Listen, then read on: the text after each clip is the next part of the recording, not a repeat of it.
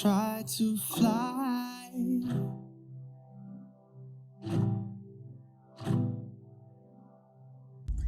Друзья, всем привет! Рада приветствовать вас на своем канале Мир Орхидей. Я Ксюша и мой цветочный балкончик.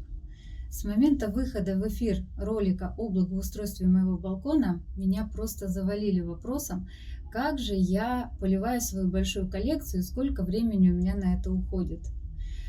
Хочу начать с того, что пока моя коллекция была в пределах 50 экземпляров, я поливала путем замачивания своих орхидей на 20-30 минут. Но с ростом коллекции такой способ полива меня перестал устраивать, потому что у меня просто не было физически столько времени посвящать поливу своих растений. И я нашла некий выход, и сегодня с радостью поделюсь с вами своим опытом.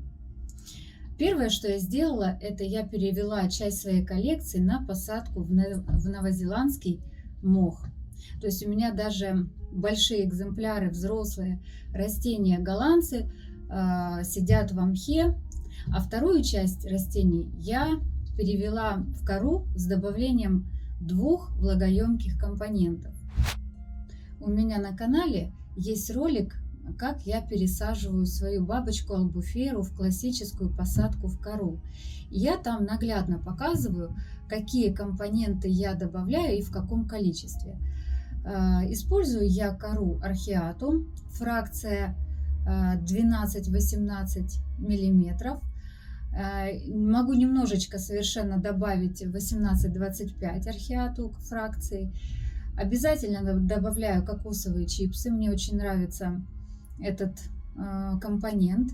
И еще один компонент, он идет на выбор. Это либо лечуза, либо серамис только крупной фракции. Не берите вот тот классический мелкий серамис, потому что он со временем, но времени, кстати говоря, уходит очень мало на этот процесс, он превращается в такой какой-то порошок, при поливе сбивается и корням не поступает воздуха. И, в общем, мне не понравился в определенный момент использования такого серамиса, как ведут себя корни в горшке, поэтому я перестала добавлять мелкий серамис, а добавляю только крупный. Вот, и сверху я кладу всегда мох. Мох, он, во-первых, создает дополнительную влажность у основания растения и плюс предотвращает быстрое испарение самой влаги из коры. В общем, здесь мы определились. У меня часть растений живет в мхе, а часть у меня выращивается в классической посадке кора с добавлением влагоемких компонентов. Но здесь хочу сделать маленькую поправочку. Так как я выращиваю свои орхидеи в мхе на постоянной основе, то есть круглый год, многим надо учитывать такой фактор. Это зимний период содержания. Если у вас зимой на подоконниках или где бы вы там ни выращивали, не опускается температура ниже 20 градусов, такая система посадки вам подходит. Если же у вас в зимний период достаточно холодно, ниже 20 градусов, то мох вам не подойдет, потому что, как всем известно, мох это достаточно влагоемкий субстрат, и если корни находятся во влажном состоянии и при этом холодно, то это ведет к загниванию корневой системы. То есть здесь я делаю акцент всем тем, кто хочет, как и я, перевести свою систему, некоторые орхидеи на посадку в мох. Обратите внимание на условия в зимний период.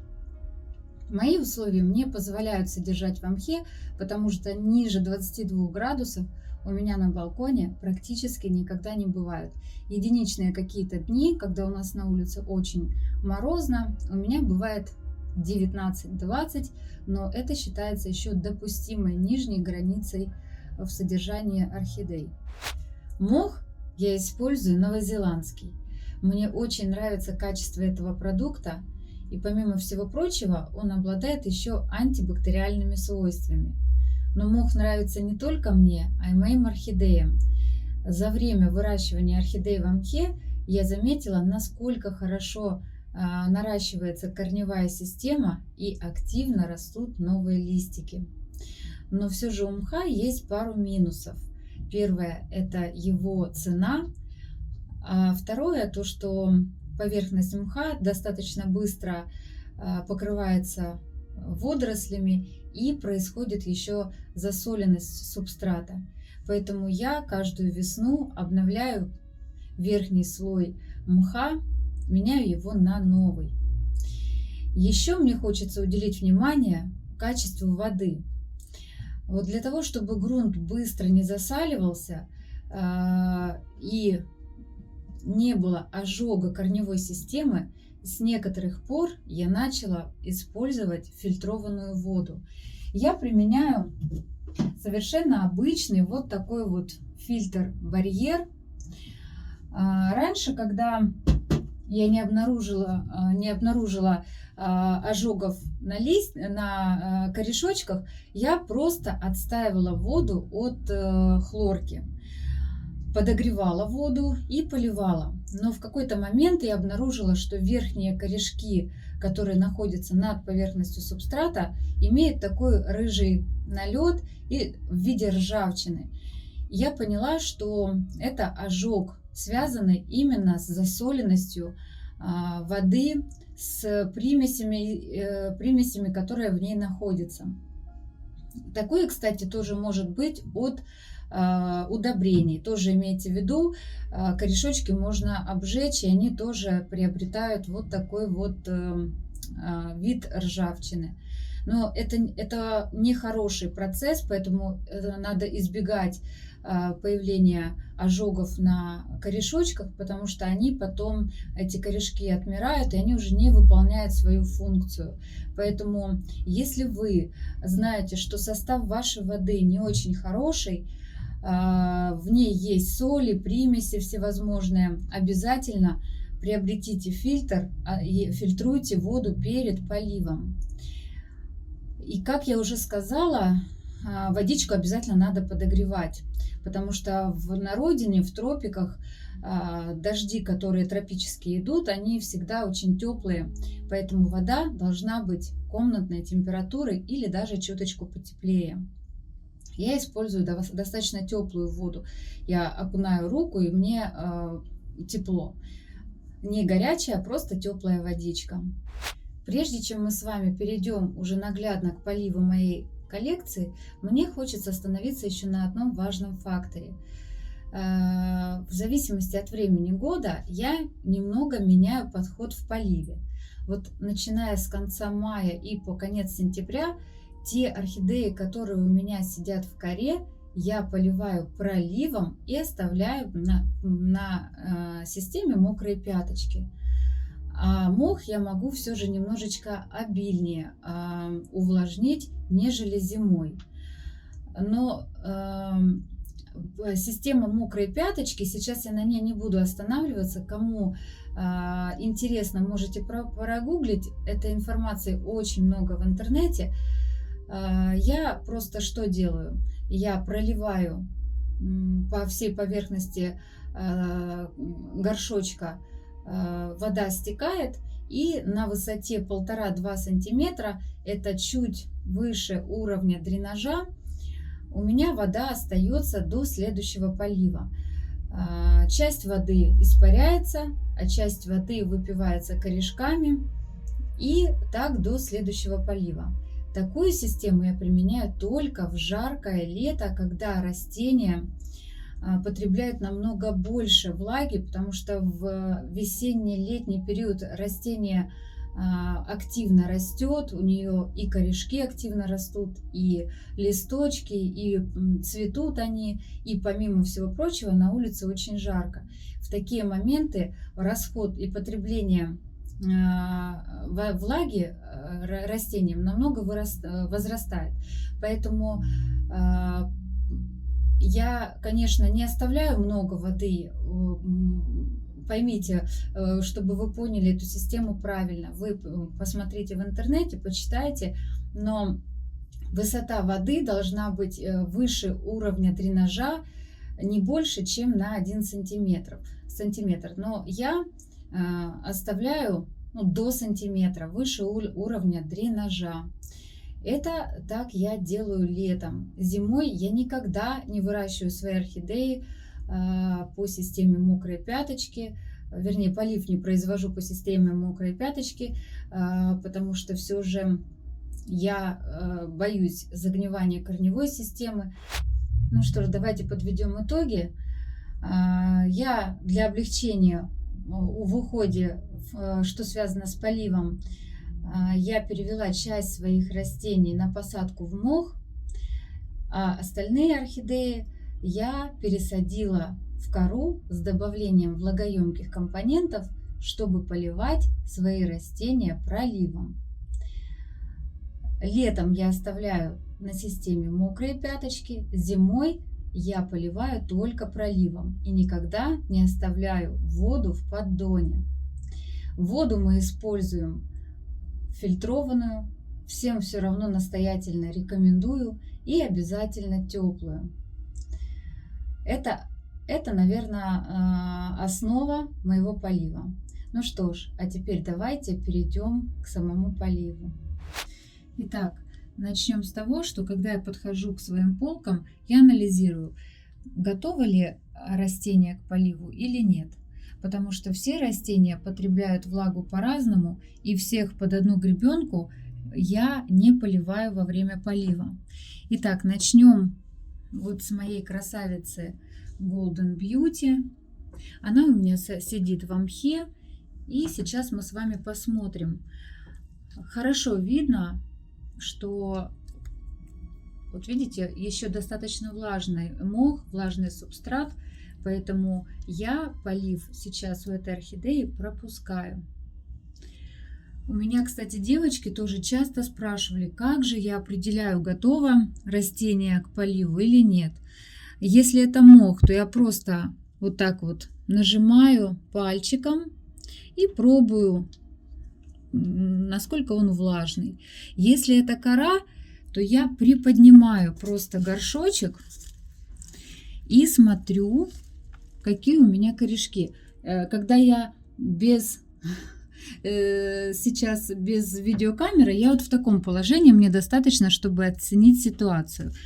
Для вас я же сейчас вытащу растение, чтобы показать всю суть. Когда я сама поливаю, я не достаю каждое растение из кашпо, чтобы понять, надо мне уже его поливать или нет. Мне достаточно просто приподнять. Как вы видите, я сейчас вам вот так подальше покажу. Это очень мощное и такое гигантское растение. Соответственно, и влаги она потребляет гораздо больше и интенсивнее, потому что листовая пластина очень крупная, цветение очень обильное. И, конечно, все эти процессы энергозатратные, и потребление воды у нее в разы больше. Вы видите, что корешки уже серо-серебристые. Это означает, вот именно в таком состоянии корней орхидея готова к поливу. И по составу коры, давайте немножко остановимся. Вы видите, что в состав коры у меня входят кокосовые чипсы, как я уже говорила, и крупный серамис. Это вот сюда, видите, использовала два влагоемких компонента и кора. При этом, когда я сажала орхидейку, я оставляла воздушные карманы, делала отверстия для того, чтобы была циркуляция воздуха у корней, потому что это просто необходимое условие в содержании орхидей. Это хорошая вентиляция и циркуляция воздуха, скажем, у корней. Кстати говоря, по корешкам уже хорошо видно, что они просыпаются от все же зимней спячки. Хоть я их, конечно, и досвечиваю, но все же приближение весны они хорошо чувствуют. Видите, вот корешочки начинают ветвиться, вот из основного стволика корня просыпаются вот такие почечки корешков. Краешки уже раскукливаются. Посмотрите, как это мило выглядит.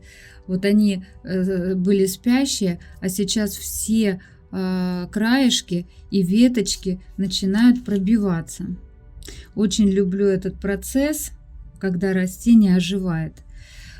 В общем, у меня еще спрашивают насчет кашпо. Для красоты ли я их использую или для чего? Кашпо у меня выполняют двойную функцию. Да, я действительно использую их как украшение моего балкона и моей коллекции, а также вторую роль они выполняют у меня как резервуар, как емкость во время полива, для того, чтобы водички было куда стекать.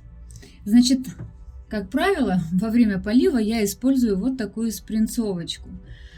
И вот смотрите, что я делаю. Я беру, вы видите, что у меня на поверхности субстрата лежит мох.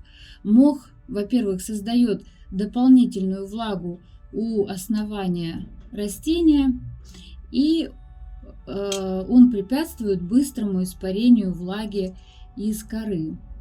Я беру и вот так потихонечку начинаю по кругу увлажнять именно мох, который лежит сверху. Я немножко это сделала с одной стороны, и также я делаю это с другой стороны, по кругу.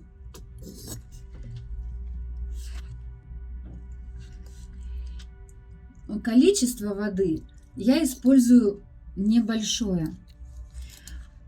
Где-то 2 спринцовочки. Объем спринцовки я не знаю, но около 2 вот таких небольших спринцовки.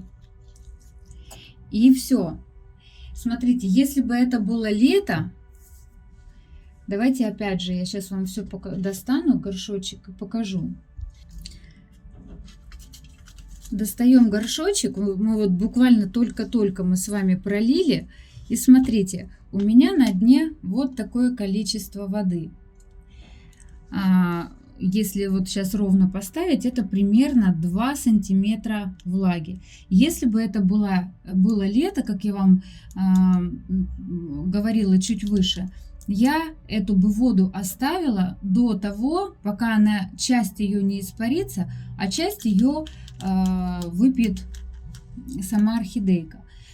Но так как на зиму я не оставляю водичку в кашпо, даже в малом количестве, я даю орхидее немного постоять. Мы сейчас ставим ее на место и занимаемся тем временем следующими растениями.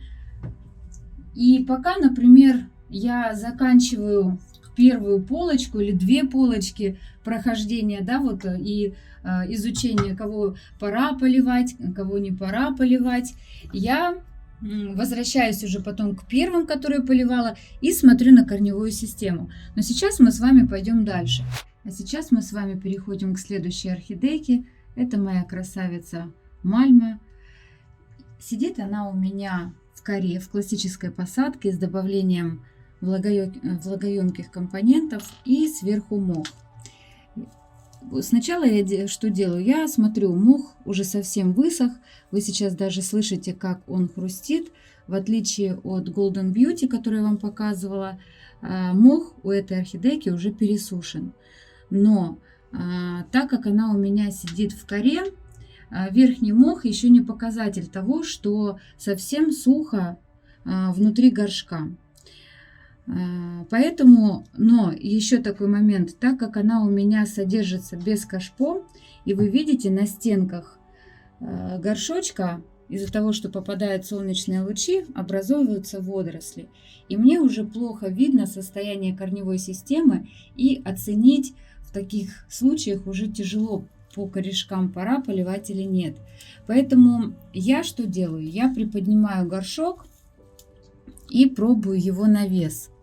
Здесь, конечно, уже нужна интуиция и некий опыт. Здесь мне, конечно, сложно вам передать, как это правильно сделать, но горшочек с корой, который уже просох, он достаточно легкий. Поэтому, приподняв горшок, я понимаю, что кора уже просохла, и мне пора ее поливать. И я тоже делаю ту же манипуляцию. Я беру грушу и иду по всей поверхности горшка с одной стороны и с другой, не останавливаясь в одном месте, а проливая по всей поверхности субстрата. Орошая тем самым мох, мы как раз увлажняем мох, который будет создавать дополнительную влажность у основания. Вот. И вот так вот мы проходимся с одной и с другой стороны горшочка.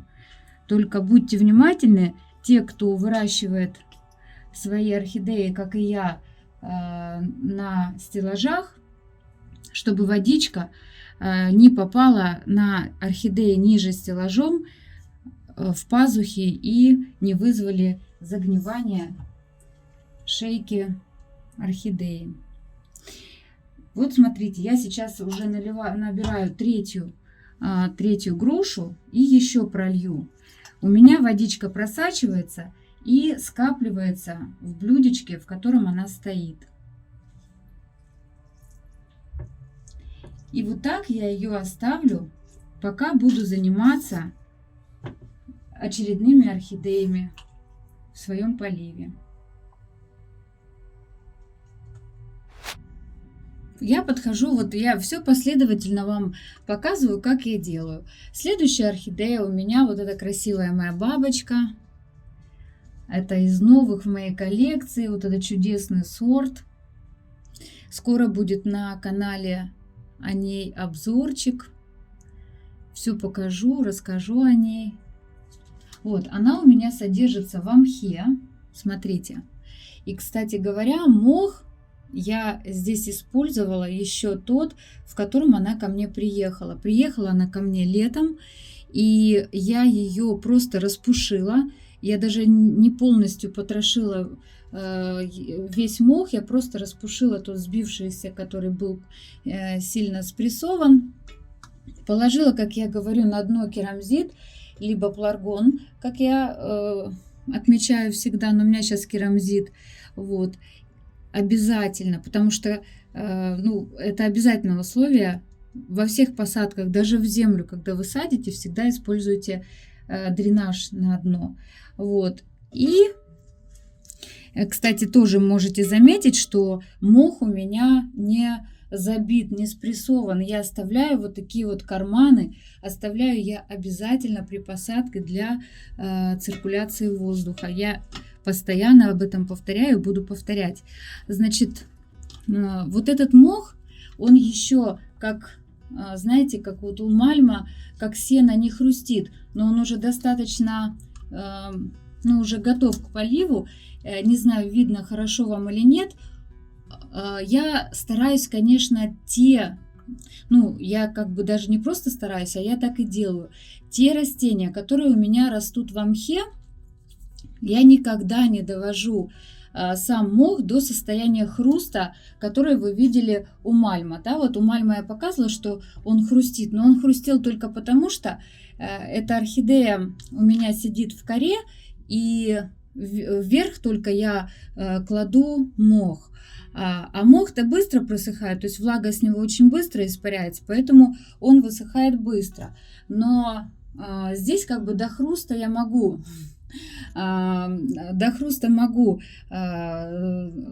засушивать этот мох, только потому что понимаю, что внутри горшка у нас влажно. Вот когда речь идет у нас о посадке в мох, я никогда не довожу состояние мха до состояния хруста. Вот сейчас уже... А почему? Потому что его потом намного сложнее увлажнить.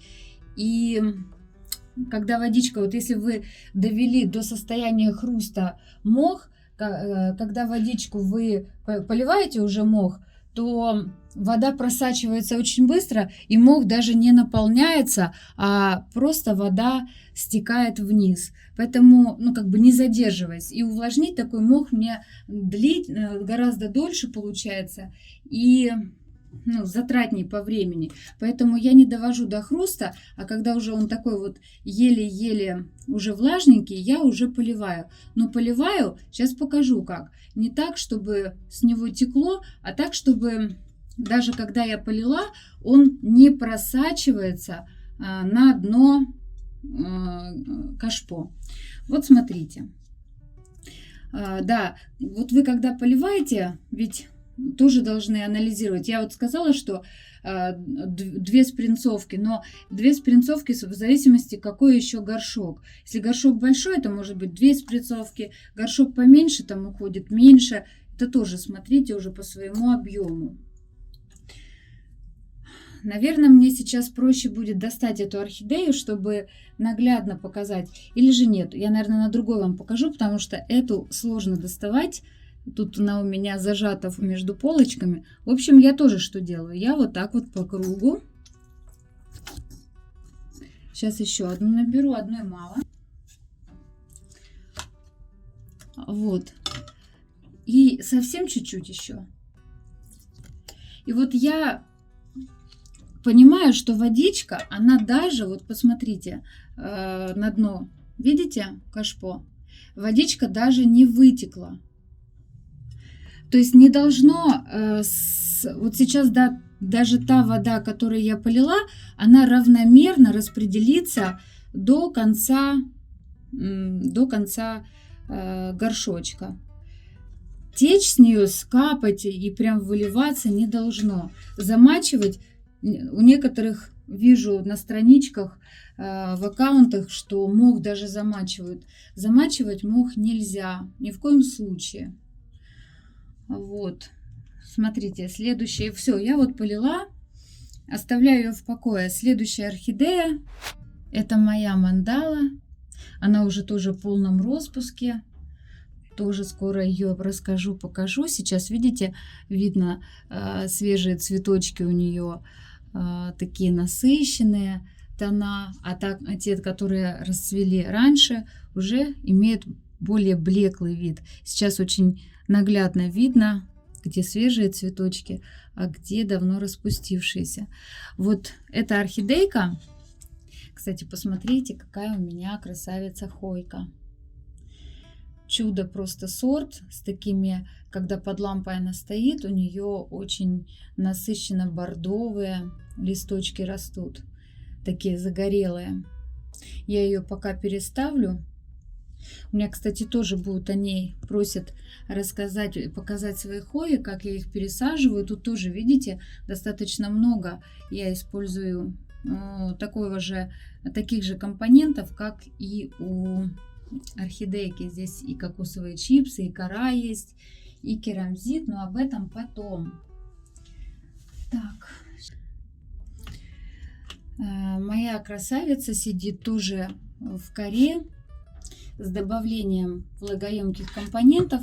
Что я делаю? Я вот так вот приподнимаю, заглядываю, но у меня на самом деле эта орхидея тоже уже стенки горшочка покрыты водорослями, и по состоянию корней не видно, готова она к поливу или нет, но я определяю, как я уже говорю, вот на вес. Я чувствую, что горшочек уже легче стал намного, и здесь вот тоже уже сухой-сухой мох, поэтому я то же самое делаю. Я вот так вот по кругу проливаю, водичка просачивается сквозь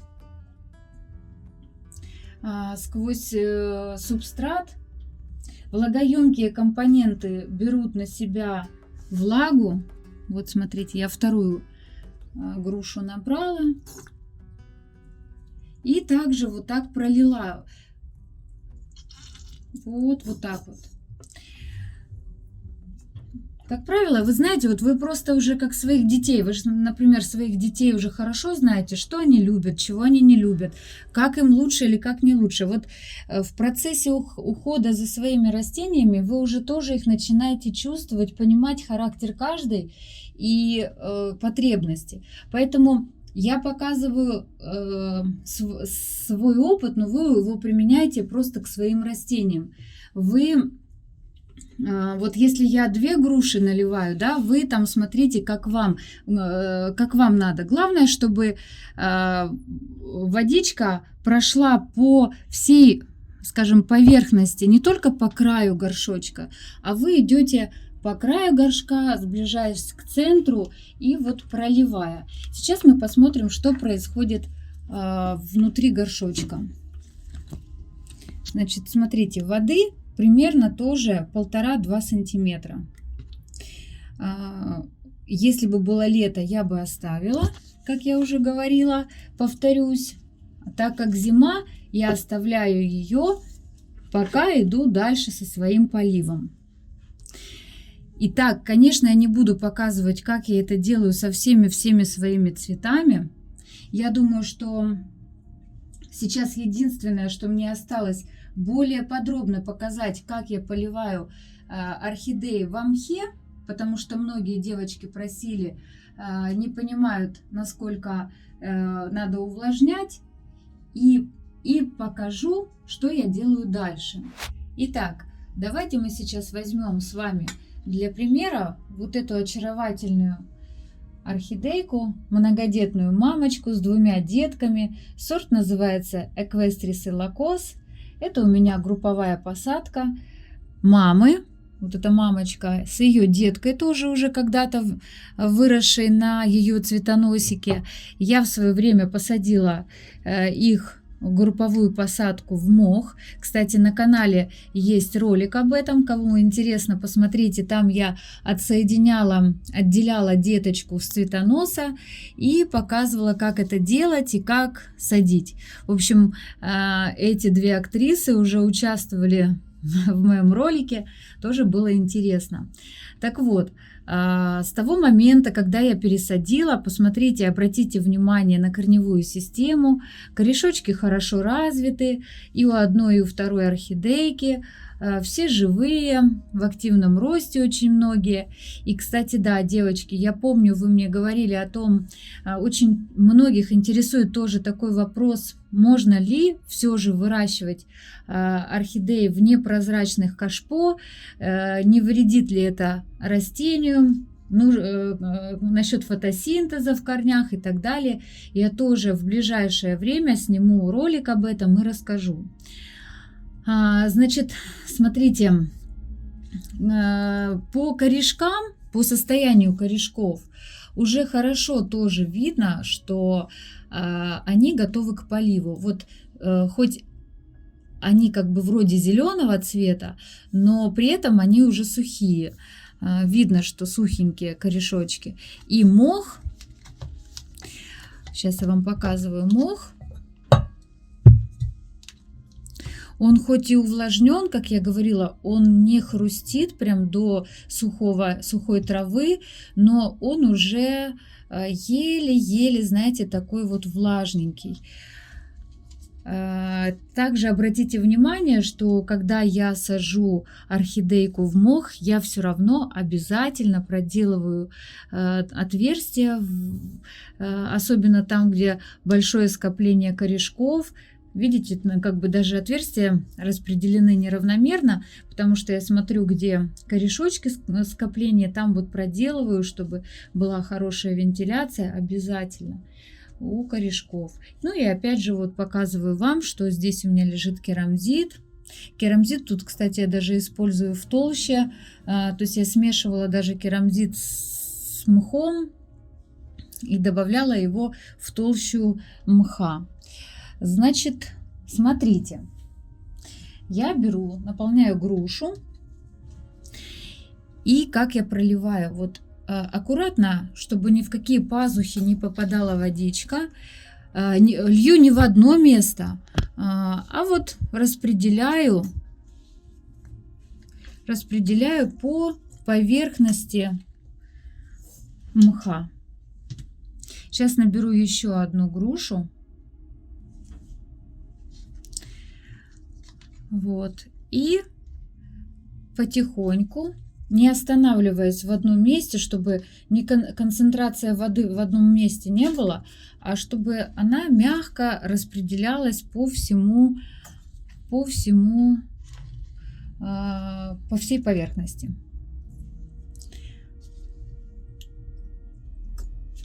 Вот. Этого количества вполне достаточно. Водички немножко все же вылилось. Вот. Но это еще связано с тем, что есть воздушные карманы, и вода быстро просачивается, и она вышла. Ну, тут важно, чтобы вода вышла, да, то есть если вода есть, она должна стечь, чтобы застоя воды не было. Если она, например, в кашпо находится, вот этот горшочек, чтобы в кашпо вода не стояла. Итак, я водичку, которая стекла у нас, я вытерла. И сейчас мы с вами обратим внимание уже на состояние корней. Вы уже видите, насколько они стали сочные. То есть вот хорошо видно, они увлажнились, напитались. Уже начинает процесс поглощения корешками, уже начался, и цвет уже поменялся. Вот. Сейчас попытаюсь еще показать по поверхности субстрата, в каком он состоянии. Видите, он влажный, увлажненный, но не переувлажненный, то есть достаточно такой, ну, в меру влажный. В общем, вот примерно, я думаю, вам понятно, как надо поливать орхидею в мхе. Давайте подведем итог именно полива в мхе. Вы никогда не должны доводить до хрустящего сена посадку, которая в мхе. Она должна оставаться еле-еле увлажненной, и уже можно поливать. И поливайте так, что если даже водичка вдруг вытекает, она должна вытекать в очень небольших количествах, потому что если вы сильно много поливаете, соответственно, много выливается, и это будет значить, что мох взял тоже очень большое количество влаги. То есть если вы поливаете, вот только начинает водичка вытекать, уже старайтесь, больше уже воды не давать. Единственное, что тоже вы, когда поливаете, не в одном месте лейте, а распределяйте вот равномерно по всей поверхности, начиная от края горшочка, сближаясь к центру, но при этом аккуратно будьте с шейкой и с пазухами. Вот так вот. Так, и теперь мы с вами закончим. Осталось совсем немножко.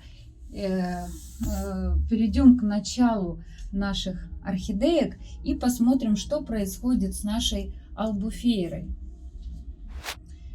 Для того, чтобы удобнее было вам показывать, я достала албуфейру с полочки и смотрим, что произошло за то время, пока мы снимали с вами ролик. Вот смотрите, корешочки стали зелененькие. Еще она потянет с тех влагоемких компонентов, еще водички потянут, но увлажнять я больше не буду. Вот эту воду, которая у нас на дне горшка, я сливаю в емкость. Я готовлю емкость специально. Все, я слила, горшочек оставляю вот так пустым и ставлю ее на место. При этом, конечно, осматривайте, чтобы ни в какие пазухи никуда водичка не попала. Вот. Сейчас вот этого увлажнения, вот мы примерно с вами, я практически не останавливалась, мы с вами снимали ролик, вот ровно где-то 15-20 минут она у меня постояла в этом количестве воды. Какое-то уже количество корешки взяли на себя, но продолжать подпитываться они будут с тех влагоемких компонентов и еще возьмут водички. Но для зимнего периода это вполне достаточно. Больше держать в воде нет необходимости. У Албуфера мы с вами уже водичку слили. Сейчас мы подошли к Мальма, следующая. И вот эту вот лишнюю воду с ее поддончика, вот я даю возможность вот так обычно, чтобы все стекло. И переливаю вот в эту емкость. Если у вас стеллажи, тоже будьте внимательны обязательно, чтобы водичка не накапала в пазухе тех орхидей, которые у вас стоят ниже. Я за это всегда очень переживаю и слежу очень внимательно. И вот так я сливаю у всех орхидеек, которые у меня были в коре, на сегодняшний день политы, и на дне остается сантиметра 2. Вот эти я сливаю. Вот. И дальше я включаю вентилятор. Итак, когда я закончила свой полив, я приоткрываю створочку на проветривание, делаю вот такой небольшой зазор и включаю вентилятор. Для чего я это делаю? Сейчас, секунду.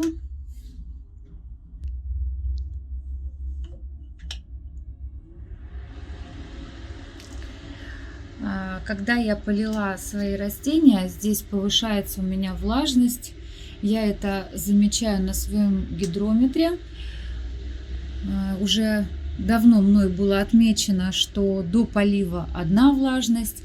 Когда я полила в помещении, которое не очень большое по объему, с большой концентрацией растений, влажность повышается.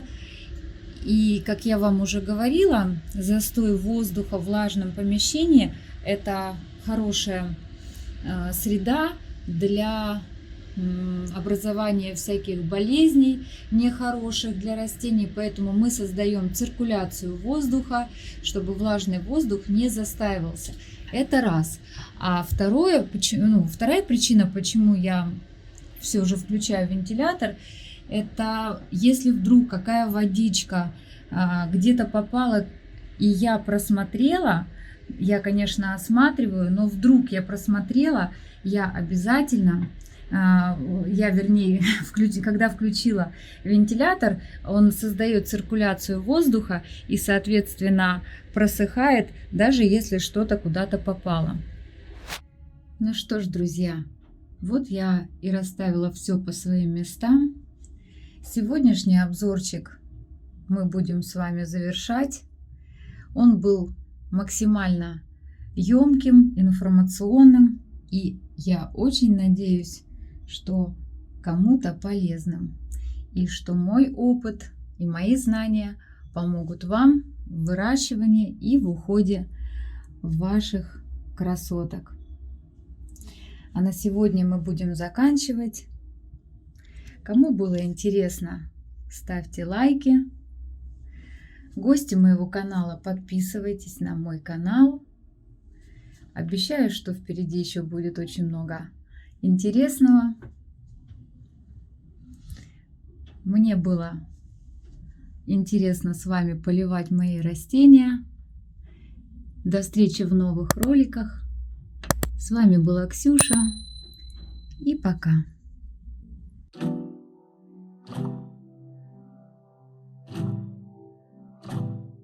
Try to fly